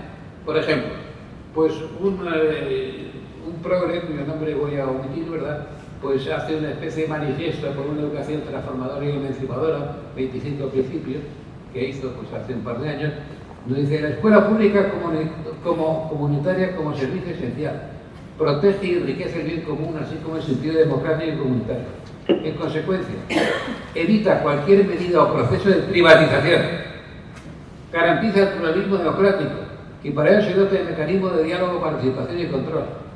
el derecho a la elección de centro, una falacia que encubre la preferencia de selección, no hace más que reproducir la diferenciación e integración social. La mejor opción de la escuela pública de proximidad estrechamente vinculada a su aula, a su comunidad. Como ven ustedes, en este punto, defendido con gran ilusión, hay un conjunto de mentiras verdaderamente tremendas. No voy a ir entrando en cada una de ellas, ¿verdad? Pero, en fin, todos ustedes son conscientes de la cantidad de mentiras que han oído aquí. Pues bueno, ya sabemos muy bien que si hablamos de unos peligros en la implementación, pues es hablar de esa escuela pública de la cual se hablan de esas maravillas. Resulta que la escuela pública, por otra parte, tiene que estar relacionada con el propio sitio. Yo no me puedo ir a otro sitio, se puede llegar a la broma, ¿verdad? No, pero dentro de cada escuela pues hay un mecanismo de diálogo participativo contra. Bueno, me parece que estos señores no han estado en la escuela pública de verdad, pero vamos a pensar que esto existe, pues es un pensamiento tan hermoso como falso. En fin, otras muchas tonterías, ¿verdad?, en las cuales no voy a entrar. Pero el hecho es que efectivamente, pues en el artículo 18 que nos ha leído José María, pues se habla de la libertad de pensamiento, de conciencia y religión, temas que son muy importantes y de los que tenemos que hablar pues a continuación. Porque claro, si nosotros tenemos aquí la implantación social, pues la evolución de la presencia de la escuela en la sociedad y sus problemas, gratuidad y libertad, los ataques contra la subvención de la escuela privada. Les he leído a ustedes pues algunas cosas, ¿verdad? Yo creo que no es malo el hacer alguna referencia, por ejemplo, en relación a lo que se nos dijo desde esta mesa ayer. Por ejemplo, pues un periódico, ¿verdad?, del día 24 de octubre de dice: la concertada renegociará con el gobierno. En casi 20 años no se han actualizado los conciertos. 20 años, hombre, 20 años no es nada, supongo que será para bailar el salsa o el tango, pero a la hora de la verdad, 20 años sin subir una cantidad de la concertada, pues es que putea cualquiera. O sea que esto ha cambiado. No, esto no ha cambiado. Esto no ha cambiado. Los profesores son pagados por el Estado, pero bueno, los profesores son pagados por el Estado menos que el Estado paga a sus profesores. Podemos decir, y no voy a entrar en discusión, ¿verdad?, porque yo también he sido catedrático de escuela, he sido catedrático de instituto, además de catedrático de universidad. No voy a negar que evidentemente, pues hombre, el acudir, el ganar unas oposiciones es distinto de ser profesor de una enseñanza privada, es distinto. Pero la diferencia que hay, pues, me parece quizá un poquito excesiva, ¿no? Por otra parte, está la discusión sobre el currículum escolar. Y aquí hay dos puntos importantes que vamos a hacer, que por una parte está la religión escuela, y luego distintos criterios de la fijación de los currículos escolares, ¿no? El primero es la religión escuela. Pues sabe usted muy bien que hay, cada vez que se habla de que va a haber una nueva ley de educación, pues hay un movimiento de Europa laica y cosas por el estilo, en donde se quiere defender que eso de meter la religión en la escuela es algo así como meter el chamanismo, y que no tiene ningún interés y que es una cosa que la escuela está pues para el desarrollo de la inteligencia, pero no tiene nada que ver con la religión, etc. Bueno, pues hay, al hablar de la religión escuela, hay desde el rechazo a la religión, a la escuela como religión, como una presencia sociológica del hecho religioso. Es decir, el hecho religioso pues tiene en España varias formas, y nosotros hablamos de Toledo como el sitio de las tres religiones, pues después han quedado no sé qué, o si nosotros vamos a Inglaterra, vemos que en Inglaterra pues hay 40 religiones y 50 lenguas, ¿verdad? Es decir, bueno, pues entonces, hablar de hecho religioso, el caso de Inglaterra es un caso interesante, pues claro, Inglaterra hace durante la Segunda Guerra Mundial una ley de educación en donde hay una única asignatura obligatoria, Las asignaturas las ponen los jefes de cada uno de los colegios. Esa única asignatura es la religión. Claro, eso tiene sentido en medio de los 40, en medio de la guerra, cuando efectivamente pues estamos hablando de que hay una religión que impera en Inglaterra. En estos momentos eso no se puede mantener, con lo cual pues en Inglaterra se ha ido dando pues esa sociología de eso religioso. Es decir que, bueno, pues cada uno pues cuenta las numerosas cosas que hacen de las distintas religiones de los asuntos. Eso es un asunto, pero otro son escuelas confesionales. Las escuelas confesionales seguramente también tienen diversas formas, o sea, hasta qué punto en la escuela confesional manda el Estado o hasta qué punto en la escuela confesional pues manda la confesión religiosa. Es decir, no todas las religiones tienen lo mismo.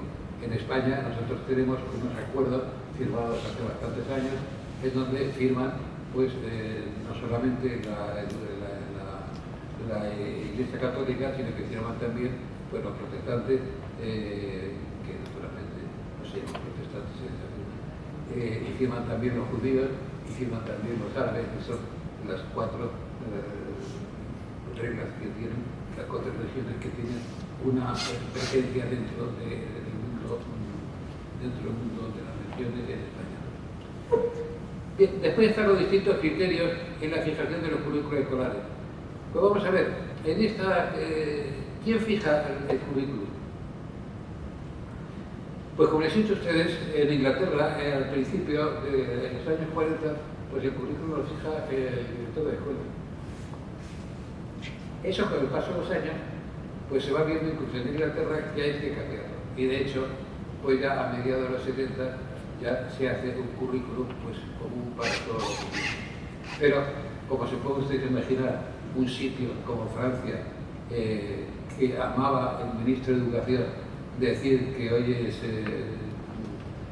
miércoles de la semana número 15 del tiempo ordinario, pues a las 11 de la mañana todo el mundo en Francia y en las posesiones francesas africanas pues está estudiando nuestros padres los galos. Aunque no puede decir que en África los padres sean los galos, es un poco discutible. Pero bueno, por eso quiere decir que hay un currículum en Francia muy claro. En el caso de España, pues es bastante claro, pero es bastante confuso, pues cuántas cosas puede hacer la comunidad autónoma, cuántas cosas puede hacer el Estado, etc. Ahora bien, la educación de carácter es una cosa que tienen los ingleses en el siglo XIX, que tiene importancia, y que de la educación de carácter, pasando por la educación en los conocimientos, se pasa a la educación de las competencias y los soft skills, ¿verdad?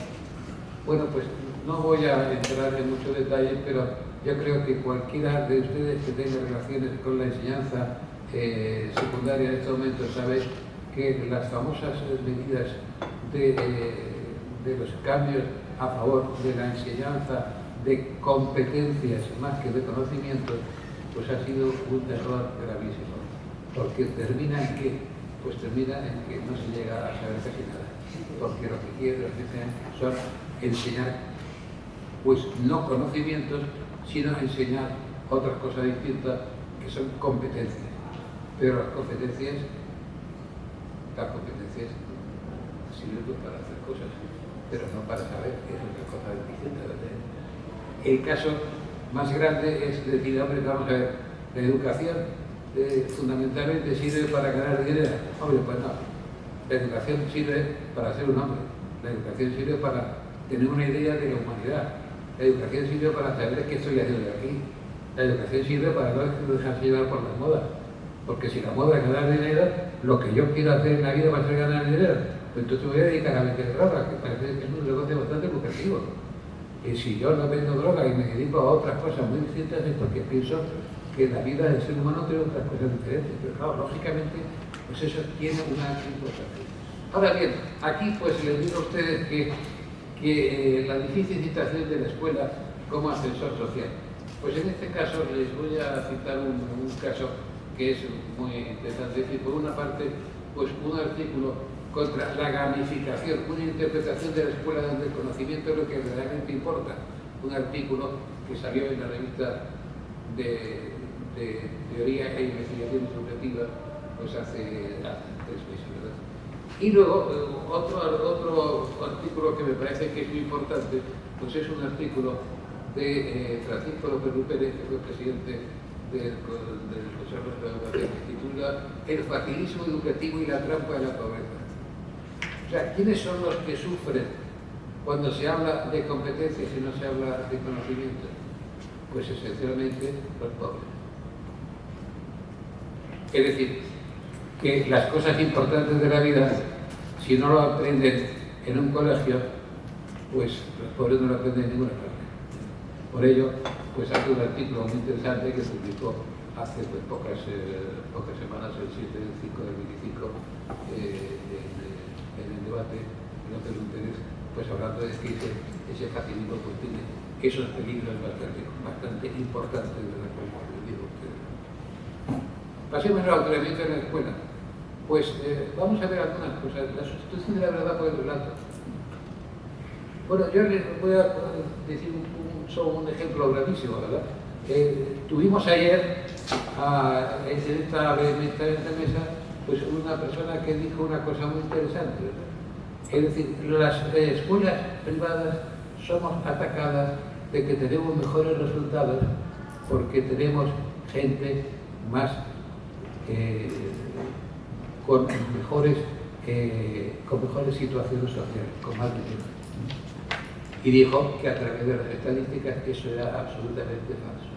Es decir, vemos en este caso pues lo que significa olvidarnos de la verdad y cambiar la verdad por el relato. El relato quiere decir que yo me invento algo para explicar una cosa, pero esa cosa no tiene nada que ver con la verdad. El relato es, por principio, solución de equivocación. Si yo quiero hablar de una verdad, hablo de una verdad, no de un relato. Porque el relato vamos a justificar algo injustificable. En las escuelas religiosas, hace mucho tiempo, se descubrió la idea muy razonable de que hay que acudir a una cuestión, que es la cuestión del cubo, y no la cuestión de la pirámide. En la pirámide, ¿tú qué pretendes? Que salgan los mejores, y de los otros te los va quitando el medio. En el cubo no, en el cubo tú pretendes que lo que entre salga. Tendrás éxito más o menos, pero tu pretensión es esa. O sea, que la pretensión de una escuela privada tiene que ser en este momento una escuela privada católica el defender a todos, no el defender a los ricos. Los ricos ya saben defender solos, normalmente, a veces no. Pero, por consiguiente, pues hay que poner esas cosas, ¿verdad? Bueno, la falsificación de la historia, pues les puedo decir muchos ejemplos, ¿verdad? Pero por aquí vamos a contar, porque ya veo que han aparecido las cosas, ¿verdad? Pero, pues, claro, sabe usted muy bien, por ejemplo, pues unos artículos que ha empezado a publicar el debate que dice: la pregunta que acompleja el nacionalismo, ¿por qué Cataluña nunca fue un reino? Pero Aragón y Valencia sí. Y sin embargo, se dice en Cataluña insistentemente el reino de Cataluña, no, jamás un reino, no nos olvidemos de estas cosas. Y otras muchas cuestiones, ¿verdad? Es decir, bueno, pues es también el caso de ETA. Si pasamos de un sitio a otro, pues claro, nos encontramos un artículo que publica el director de ABC hace unos cuantos días, hace unos meses, en donde pues en la película Infiltrada se ve al asesino Chapote rajando un tiro en la cabeza de Gloria Ordóñez, mientras come junto a María Sánchez y del bar La Cepa muy cerca de David de Santander. Resulta incomprensible que los estudiantes de secundaria no tengan como lectura clave Patria de Aramburu, o que las películas de Lancha Iñaki García no son de proyección obligada. Y resulta más insoportable todavía que hay un porcentaje importante de adolescentes que están completamente convencidos de que eso es bueno. Hombre, no es bueno asesinar a la gente, es un asunto absolutamente malo. La complejidad de la educación sexual, pues hemos hablado de ello bastantes veces. No vamos a ver, el caso de los trans pues tiene importancia. El caso de los trans tiene importancia, pues efectivamente, tanto en Inglaterra como en Estados Unidos, pues ha habido determinaciones muy importantes. Pues el caso de Estados Unidos pues, ha sido el Tribunal Supremo, que una orden suya, un brief de Manhattan Institute en Psychology, que habla sobre el tema de marzo del 2025, los padres de Estados Unidos podrán rechazar libros LGTBI en el aula. Eso ha costado bastante, pero claro, en Inglaterra han hecho lo mismo. En Inglaterra incluso se ha tomado la medida de que se prohíbe terminantemente que las mujeres puedan acudir como trans en deportes de mujeres. Y fíjense usted, si usted resulta que es un hombre transformado en mujer, pues no, a la hora de los deportes, usted tiene ahí un documento.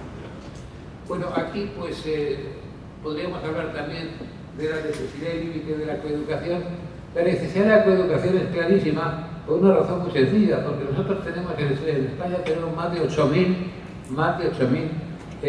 entre ciudades y pueblos. Pretender tener escuelas separadas en ambos sitios es una pretensión absolutamente imposible, con lo cual, aunque solamente sea por esa necesidad, pues tenemos que tener de todo, ¿no? Pero los límites de la coeducación pues son evidentemente ciertos, ¿no? En el sentido, por ejemplo, vamos a decir solamente la discusión sobre la enseñanza diferenciada por sexo, pues vamos a decir solamente una cuestión, que es la cuestión de decir, hombre, vamos a ver, a los chicos se les perjudica en el caso de la enseñanza coeducativa. ¿Por qué? Pues porque la diferencia en el crecimiento es distinta. La diferencia en el crecimiento, no la diferencia en los crecidos. La diferencia en los crecidos es posible, pero no es necesaria porque no existe. Es decir, que no hay universidades para mujeres y universidades para varones, excepto en el caso de Inglaterra y Estados Unidos. Estados Unidos ha tenido hasta hace pocos años 90 instituciones universitarias solamente para chicas, a las cuales ha tenido personas muy importantes que no voy a citar. En estos momentos se ha bajado mucho el número. Pero claro, la edad del chico en la universidad no tiene nada que ver de lo que significa adolescencia. La diferencia es muy diferente, es muy grande, ¿no? Eso se ve muy bien en el caso pues, de los chicos y las chicas y su presencia. Saben ustedes muy bien, cosa que normalmente la gente no sabe, pues que las estadísticas continuamente manifiestan que nacen 100 mujeres contra 105 varones. Nacen más varones, nacemos más varones. ¿Por qué nacemos más varones? Pues por muchas razones. Primero, porque los varones somos más burros y nos metemos en trabajos terribles y pues chavales, hombres que pierden la vida en su trabajo, pues hay un cierto porcentaje, mujeres prácticamente ninguna. Después también pues pasaron otras muchas cosas por las cuales efectivamente pues los varones, como vimos antes, la realidad es que nacemos más varones, pero a la hora de la verdad hay en la ciudad pues más mujeres que varones. Pero en el caso de los estudios el asunto es muy claro. O sea que en primero de primaria o en primero de infantil, naturalmente que hay más chicos que chicas. Pero en el caso ya de primaria llegamos a una igualdad y en el caso de secundaria los chicos ya han empezado a desaparecer. Y en el caso del bachillerato la desaparición es grande. Y en el caso de la universidad, en estos momentos estamos en que hay el 57% de mujeres y el 43% de varones.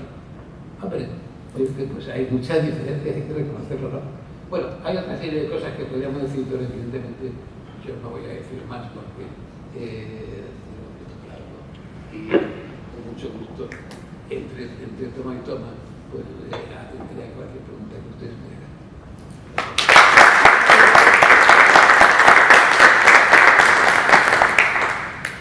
Muchas gracias. Bueno, pues tenemos la conferencia de clausura, pero el conferenciante va a tener un pequeño retraso por el tema del avión, con lo cual tenemos unos minutos más para coloquio, ¿no? Entonces, yo de entrada simplemente quería, como han sido muy comedidos los ponentes que tienen detrás una asociación importante, me gustaría que hicieran publicidad, ¿no? Que no han hecho, ¿no? Muy poco, ¿no? Entonces, a Segismundo quería pedirle que nos hablara de la institución, de Hay Derecho, de las actividades que realizan en defensa de la libertad de expresión, ¿no? De las libertades cívicas, en definitiva, y de qué modo ayudan en ese sentido y de qué modo un ciudadano normal puede verse beneficiado, ¿no? por esas actividades, ¿no?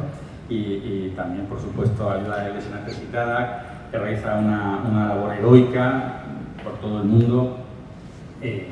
Bueno, pues también yo creo que todos lo conocemos, pero ¿qué iniciativas se están haciendo que puedan ser de utilidad en este sentido, en estos temas que estamos planteando?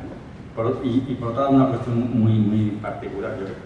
El mapa este es realmente alarmante, pero también puede haber ese otro mapa de esa falta, esa discriminación y persecución más suave, que como decía Tocqueville, ¿no? Que ese despotismo democrático iba a ser suave, pero que podría ser incluso más potente a veces, ¿no? Porque aunque no te persigan físicamente, esa persecución silenciosa de un Estado que realiza una cancelación, una muerte civil, hemos visto muchos casos, ¿no? Puede ser muy efectiva y determinante para eludir o evitar la libertad de expresión, la libertad religiosa, ¿no? Puede haber situaciones en el futuro en las cuales, por ejemplo, pues bueno, el caso que he puesto antes, ¿no? de esta señora la que es detenida por rezar en su foro interno en Londres, en una calle pública en Londres, ¿no? O en mi caso, que es la doctrina social de la Iglesia, veo que hay determinados contenidos que de aquí a unos años, si este curso que está haciendo la ideología woke, que en algunos casos se ve que ha sido contestado, pero si triunfara, no sería descabellado ver que un profesor, ya ha habido ya casos, que simplemente expone la doctrina social de la Iglesia en materia de matrimonio, familia, vida, puede acabar en los tribunales, ¿no? Es decir, a lo mejor una línea no muy lejana puede ser esta protección a personas en países occidentales, ¿no? Y un nuevo mapa también que exponga esa persecución de la discriminación de la libertad religiosa suave, pero también muy certera.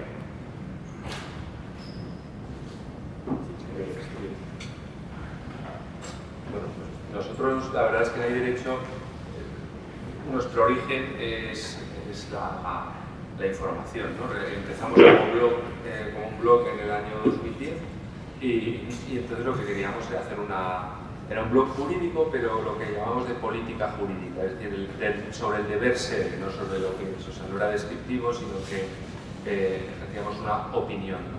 En el contexto además de la crisis, del momento posterior a la crisis de 2008, que había muchos temas, ¿no? que eran complicados y difíciles y que creíamos que se tenían que reformar.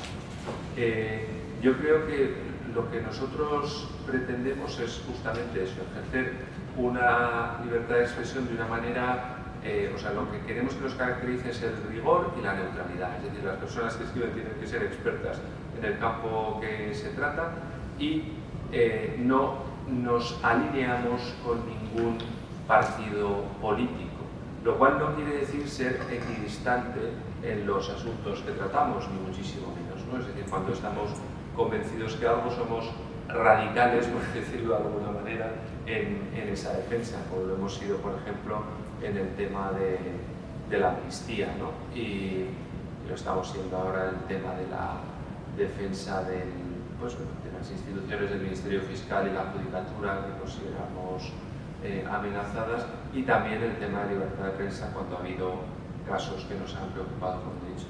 Yo en particular sí me gustaría hacer publicidad, como decía Pablo. Yo he escrito bastante también en Hay Derecho y también en prensa sobre el tema trans, sobre todo orientado a la defensa de los menores, ¿no? Y yo creo, curiosamente, o sea, yo creo que hay motivos para el optimismo. Es decir, la ideología woke está en clarísimo declive, es decir, hay mucho menos interés y ha sido muy contestada ya públicamente. El tema de la protección de menores, por ejemplo, con disforia de género, se han modificado los tratamientos en muchos países europeos y yo he comentado recientemente tanto una sentencia del Tribunal Supremo del Reino Unido en relación a la interpretación de una ley en el que defendía que el concepto mujer debía entenderse referido a la mujer física y no a la mujer en sentido legal o sentido, ¿no? Y hace unos días publicó un artículo sobre una sentencia del Tribunal Supremo de los Estados Unidos en la cual se establece que es lícita, o sea, por lo menos, es decir, es constitucional una ley que prohíbe los tratamientos hormonales a menores por una visión, pues eso, de protección de la infancia, sí, sin perjuicio de la atención a esas personas, ¿no? Y yo que soy también optimista porque en mi caso, quizás por mi irrelevancia, pero es verdad que no he recibido muchos ataques ni intentos de cancelación por esta razón. De hecho, en Toledo se organizó una jornada, una reunión para hablar de este tema, ¿no? De la ley trans española y los peligros que supone, y no tuvimos ningún problema ni en la organización ni en la asistencia, que fue numerosísima. Lo que yo sí veo es que mientras que la sociedad ha reaccionado, y muchos científicos y médicos han reaccionado frente a estas ideologías totalmente acientíficas y racionales, seguimos teniendo un problema con el legislador. O sea, la ley trans en España sigue planteando problemas importantes para los médicos, para los padres incluso, y bueno, pues simplemente hay que ser valientes, efectivamente, y seguir defendiendo esto. O sea, ahora mismo hay un recurso de inconstitucionalidad sobre la ley de Madrid, por ejemplo, sobre este tema, y hay modificaciones que hay que seguir reclamando. Les animo a visitar nuestro blog y a ver las cosas que decimos sobre este y muchos otros temas. Gracias. Bueno, la Fundación Pontificia Ayuda a la Iglesia Necesitada existe desde el año 47, donde el padre Berenfrey, al que aquí en España se le conoce como el padre Tocino, porque después de la Segunda Guerra Mundial se dedicó a recoger trozos de tocino por todo Flandes para ayudar a las familias alemanas que habían perdido la guerra y que estaban en la absoluta pobreza. Y a partir de ahí, con el Papa Pío XI, fue el instigador, el iniciador de esta gran obra de amor que decimos nosotros, que se dedica a secar las lágrimas de la Iglesia perseguida y necesitada en todo el mundo. A partir de ahí se extendió esta obra por todo el mundo, centrándose básicamente en ayudar a la Iglesia necesitada y perseguida. Es el foco de nuestro trabajo. Y los proyectos son proyectos 100% pastorales. Me gusta mucho decir, yo que trabajé en Cáritas y mi mujer en Manos Unidas, que somos el complemento perfecto de lo que hace Cáritas y Manos Unidas en el ámbito social y de la cooperación al desarrollo, y nosotros en el ámbito pastoral. ¿Por qué? Porque como Fundación Pontificia nuestro foco es ayudar al Santo Padre y al Papa en la labor evangelizadora en el mundo y financiar todos aquellos proyectos, reconstrucción de iglesias, vehículos de transporte, financiación de catecismos. El bestseller que tenemos es la Biblia del Niño, un librito rojo que seguro conocen, que ha habido millones de copias y más de 197 traducciones ahora en todo el mundo. Y en ese foco de trabajo, de ayuda a los cristianos perseguidos y ayuda a la Iglesia perseguida, cada 2 años hacemos desde el año 99 el informe de libertad religiosa. El próximo informe, les decía antes, que va a ser publicado en el mes de octubre. Haremos también un acto el 24 de octubre en la Fundación Pablo VI, y va a recoger también un capítulo específico sobre España y sobre muchos de los temas que hemos hablado aquí. Y también habrá un resumen ejecutivo donde hablaremos de esa persecución educada. José Luis Bazán es el asesor jurídico de la COMECE. La COMECE es la Conferencia Episcopal, las conferencias episcopales de la Unión Europea. Tiene su sede en Bruselas. El padre Manuel Barrios es el secretario general, que era el párroco, por cierto, en la Alameda del Sur en Madrid. Y José Luis Bazán es un experto en estos temas y está terminando un libro sobre la persecución educada en la OCDE. De manera que será muy interesante cuando lo saque, porque está recogiendo todo este tipo de informaciones respecto a la Iglesia perseguida y necesitada. Los 3 pilares de ayuda a la Iglesia necesitada, lo decía, lo compartía con una voluntaria que tenemos aquí de Castellón, son primero la oración. Sin la oración no podemos tener al Señor cerca de nosotros y rezar por y para los cristianos perseguidos y a quienes persiguen, que necesitan mucho, seguramente mucho más la oración. Y desde ese punto de vista, pues en toda España organizamos en las más de 45 diócesis donde estamos presentes actos, vigilias de oración eventos como la Red Week para sensibilizar sobre la persecución y sobre el martirio en el siglo XXI. El segundo eje es la información. Me gusta mucho decir, no solo información, sino denuncia profética de lo que está sucediendo en el mundo.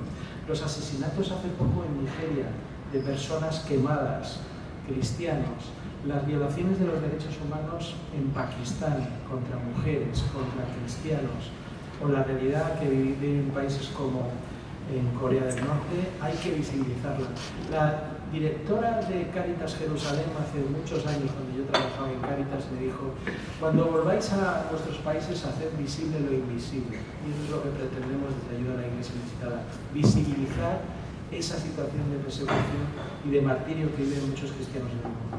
Y el tercer eje, el tercer pilar de la Fundación es la caridad, porque no podríamos financiar los más de 5.000 proyectos al año en 193 países si no tuviéramos el apoyo de nuestros benefactores, que nos dan ese dinero para poder apoyar esos proyectos 100% pastorales y en situaciones extraordinarias apoyo, sobre todo en situaciones humanitarias, como puede ser el caso de Ucrania o el caso de Siria después del terremoto, donde las infraestructuras católicas son dañadas y donde requieren también el apoyo para la reconstrucción.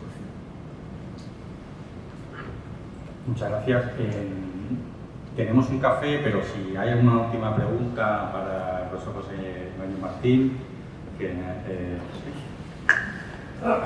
tenía alguna, pero no sacrifico.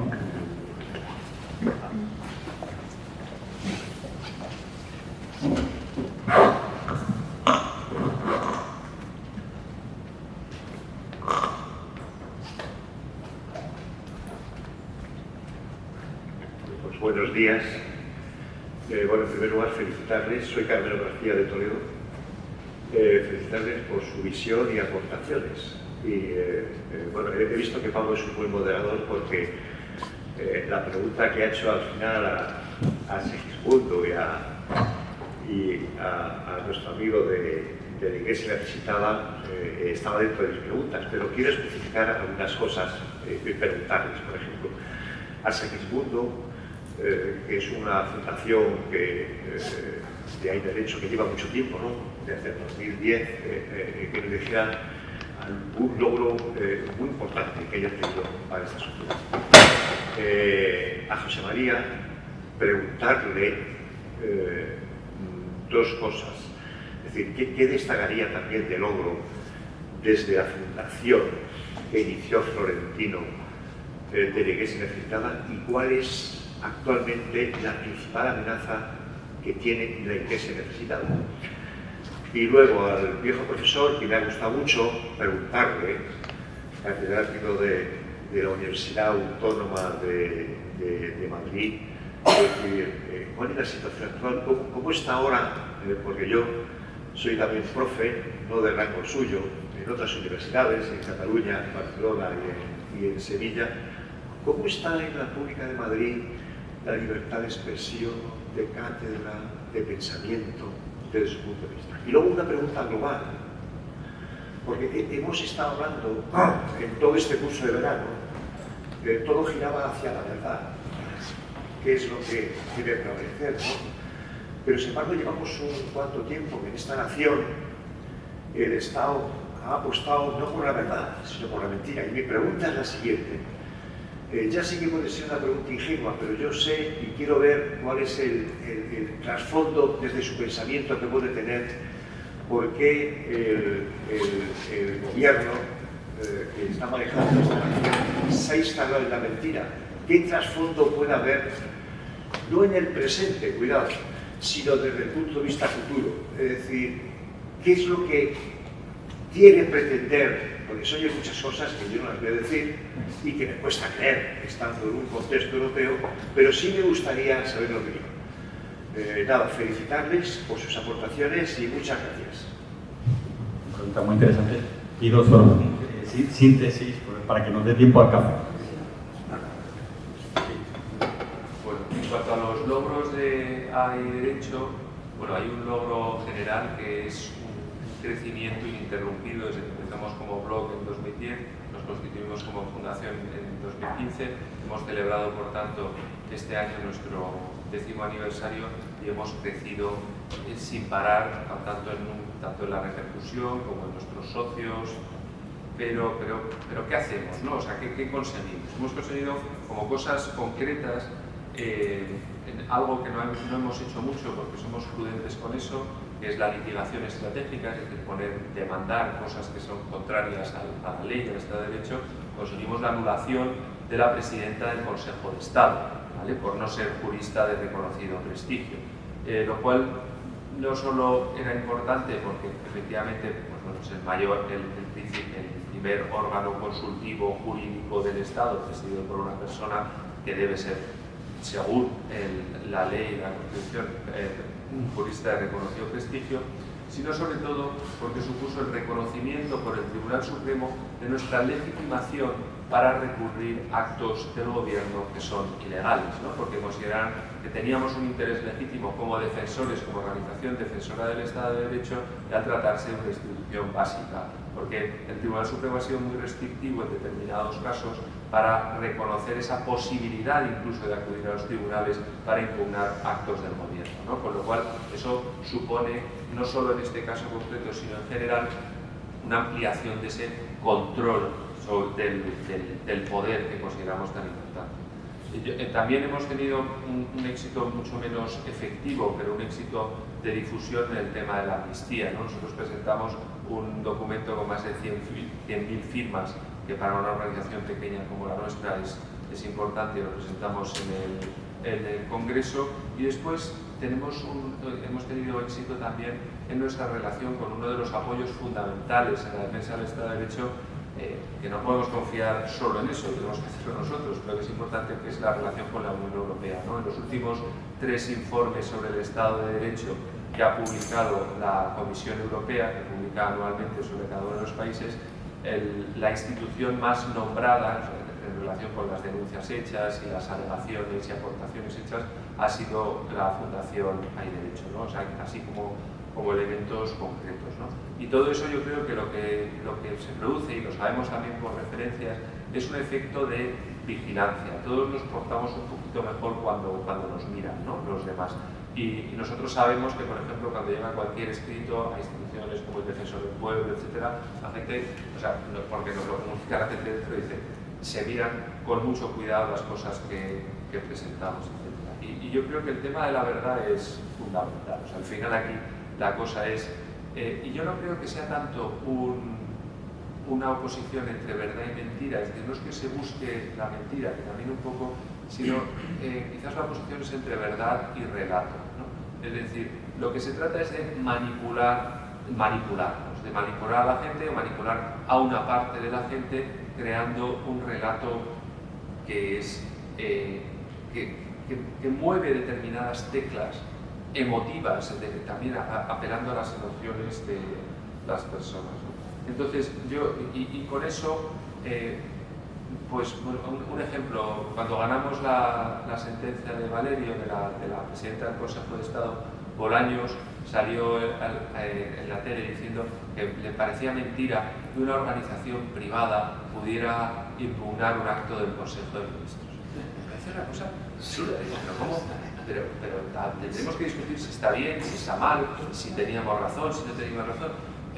Y dándole vueltas te das cuenta que es un tema de relato. Simplemente el hecho de hablar de organización privada a determinado grupo de gente le suena a sanidad privada, ánimo de lucro y tal. Entonces, da igual lo que digan, o sea, lo que se trata es de manipular, simplemente, de soltar cosas que apelan a determinados mecanismos casi automáticos y simplemente sacar rédito de eso.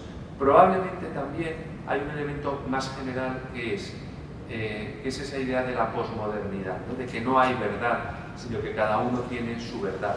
Y eso lleva al cinismo absoluto y por tanto a la más fácil manipulación de las personas, ¿no? O sea que probablemente hay un tema filosófico también.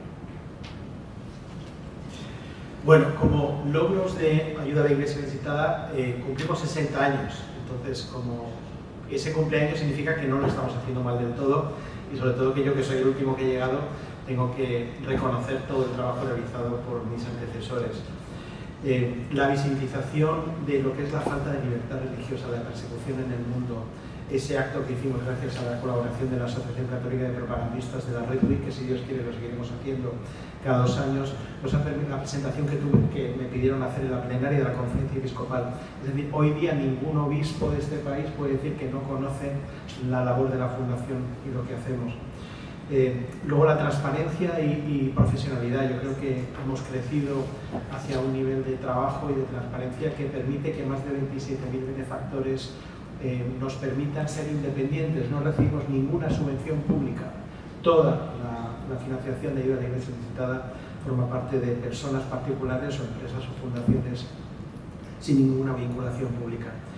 Y luego, bueno, el crecimiento a nivel internacional, ya somos 24 oficinas con la sede central en Collister, donde hay una operativa de la gestión de los proyectos centralizada. A diferencia de Cáritas o Manos Unidas, que tiene sus departamentos de proyectos, todos los proyectos se envían a Alemania, se validan desde Alemania y se financian desde Alemania. Y nosotros somos oficinas en donde trabajamos la oración, la información y la caridad. La denuncia profética la quiero poner sobre todo por encima de la mesa, porque hacer visible lo que muchos medios de comunicación no dan a conocer es una de las labores que tenemos. Y la amenaza que podemos tener hoy día, yo creo que es el yihadismo internacional. Está amenazando terriblemente en África y extendiéndose a otros países. Hace poco me decían que en países de América Latina se están multiplicando las mezquitas y el fundamentalismo también. Entonces, y ojo, hablamos de fundamentalismo islámico, porque yo tengo muchos amigos árabes, musulmanes, mi padre era de Ceuta, conozco muy bien lo que es el Islam moderado y donde se puede convivir. Pero lamentablemente hay un radicalismo de la imposición de ese califato, esa sharia a nivel mundial, que para mí sigue siendo una amenaza y que no lo defienden los árabes y los musulmanes moderados. En relación con la pregunta sobre las libertades en la universidad, creo que hay algunos puntos. Vamos a citar 4 puntos fundamentales. El primero son los ataques a las capillas. Saben ustedes muy bien que durante el tiempo del franquismo pues, habilitaron capillas prácticamente en todas las facultades. Esto no es algo que esté vigente. Quiere decir que ahora pues, hay lugares en donde las capillas han desaparecido pues, por la insistencia de algunos grupos de presión dentro de la Junta de Facultad pues, para acabar con ellas. La segunda hace referencia pues, a la persecución ideológica que tiene sus puntos fundamentales pues, en algunos temas esenciales.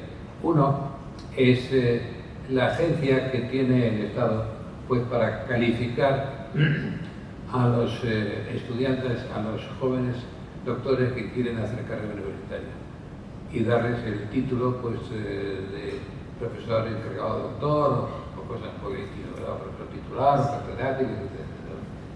Bueno, esa agencia viene a ser nombrada por la universidad, por el Ministerio de Educación, lo cual quiere decir que, bueno, que la evaluación de los auténticos méritos de las personas está bastante en dependencia política de lo que ocurre en esa agencia. Naturalmente es una agencia pues, que tiene multitud de personas, de las cuales casualmente pues, toda la progresía está vigente y toda la progresía hace lo que puede y está pues, más o menos presente en algunos casos menores, ¿verdad? Bueno, hay una cuestión clara pues, de cuando te viene un antiguo profesor, colega, amigo uno y te dice, pues he presentado pues, a la NECA mis papeles y me han dicho que no. ¿Cuáles son tus papeles? Me enseñan los papeles y dice, bueno, pero si están ahí derecho, dice, están ahí derecho. Pues ¿qué lo vamos a hacer?